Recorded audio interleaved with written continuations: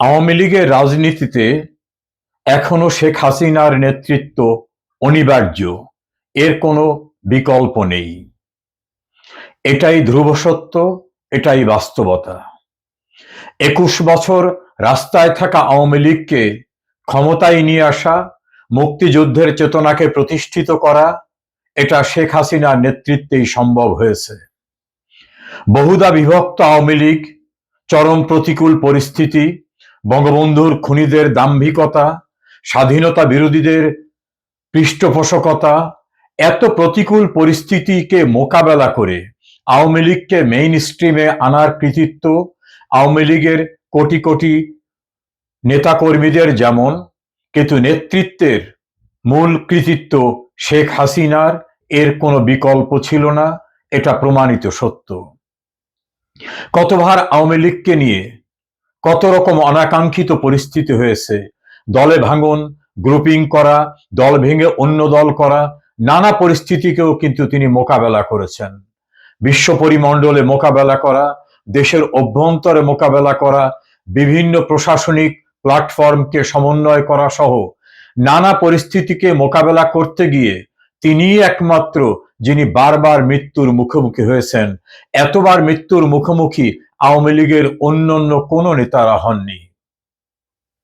বঙ্গবন্ধুর পরে আওয়ামী লীগের নেতৃত্ব দানকারী সকলের প্রতি শ্রদ্ধা রেখে বলবো, শেখ হাসিনার নেতৃত্বের অনবদ্য গুণের কারণে আওয়ামী লীগকে ঘুরে দাঁড়াবার মতো জায়গায় আসা সম্ভব হয়েছিল।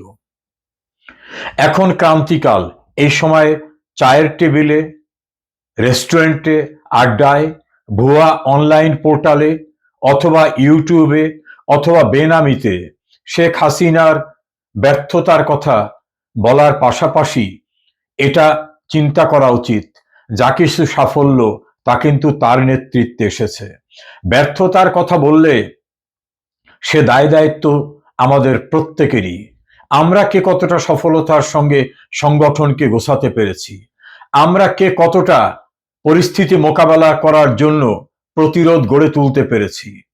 মেটিকুলাস ডিজাইনের ষড়যন্ত্র, বিদেশি পরাশক্তি, দেশীয় শক্তি সম্মিলিতভাবে 2024-এর 5 অগস্টের ঘটনা ঘটাতে সক্ষম হয়েছিল। এখন ক্রান্তিকাল, এখন প্রয়োজন আমাদের অভ্যন্তরীণ ঐক্য, ঐক্যের দৃঢ়তা, এবং সেই ঐক্যের ক্ষেত্রে কোনোভাবে কোনো গ্রুপিং, একে অপরকে দোষারোপ করার সময় এখন না। আমরা যদি ঘুরে দাঁড়াতে পারি, সেই সময় যোগ্যতা, ব্যর্থতা এটা নিয়ে আলোচনা করা যাবে। টকশোতে, অনলাইনে, বেনামি বিভিন্ন অনলাইন পোর্টালে অথবা নিজে তথ্য সরবরাহ করে বিভিন্ন রকম গুজব তৈরি করার মধ্য থেকে আওয়ামী লীগকে সাহায্য করা হয় না, আওয়ামী লীগকে ক্ষতিগ্রস্ত করা হয়। যারা আওয়ামী লীগের আমরা নেতা কর্মী, শুভাকাঙ্ক্ষী, শুভানুধ্যায়ী, তাদের অবশ্যই মনে রাখা উচিত, আওয়ামী লীগ না থাকলে আমরা কেউ থাকবো না। আর এই আওয়ামী লীগকে ঘুরে দাঁড়াতে হলে শেখ হাসিনার নেতৃত্বের বিকল্প কোনো নেতৃত্ব এখনো কিন্তু নেই।